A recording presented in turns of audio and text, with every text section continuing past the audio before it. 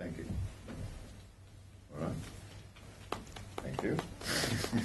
We'll move on. Okay. To Stuart. Okay. Look, there's a major policy ideological issue that's central to what we're talking about. On the one hand, there's a fascination with violence and militarism as a way to solve problems. It's become worldwide. There's a sort of gross indifference to international peace treaties. As many as 300 years ago, the Renaissance scholar Grotius wrote a book called The Rules of Peace and War, in which he said that you don't solve problems by killing and carnage, but by the establishment of international treaties to which people adhere. But we're in a stage where that is regarded as of no consequence. And from Trump's abandonment of the Paris Global Warming Accord to the moving of the Israeli embassy from Tel Aviv to Jerusalem, there's a complete indifference to the rules of international law. In the same breath that distinguished Australian group was awarded the Nobel Peace Prize in December 2017, the Australian Prime Minister didn't even have the courtesy to acknowledge that amazing achievement. Instead, almost simultaneously, he wheeled out Christopher Pyne to say that on top of the 200 billion investiture in so-called defence industries, almost 4 billion would be available to Australian companies to manufacture more weapons. That's the second point I'll make. The first one is about this fascination with militarism and violence as a way to solve problems. I mean, if there's almost coupled to that is what I would call an illiteracy about non-violence. Now, let's go to the second point, which is about the behaviour of the arms industry's companies.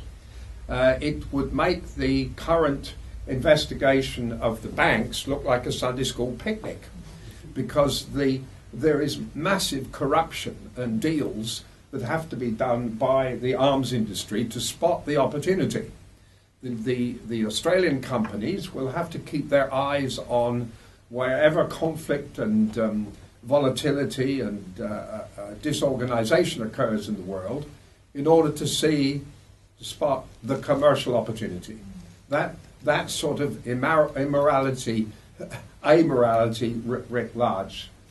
I was recently with a couple of distinguished Australian citizens outside a steel factory in Unanderra, the company committed to providing steel for Israeli armoured vehicles, directly or indirectly facilitating the shooting in the back of as many as 40 young Gazans at a so-called fence in the past few weeks, and so it goes on, and there has not been a peep from one federal Australian politician, as far as I can make out. In other words, we think violence is fine because in the case of Israel, the Prime Minister insisted that Australian values and Israeli values were one and the same thing.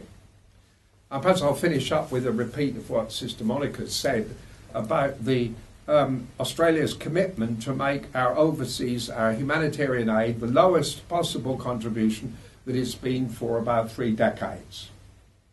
So instead of making a commitment to the vulnerable and the powerless, we say we want to join the world's bullies, and if only we had nuclear weapons, we could also take part in a nuclear race. But that's not entirely irrelevant, because the refusal of Australia to back up the nuclear abolition treaty signed by 122 countries in July of last year is significant. It means that we're still doing only the bidding of the nuclear powers, and in particular America.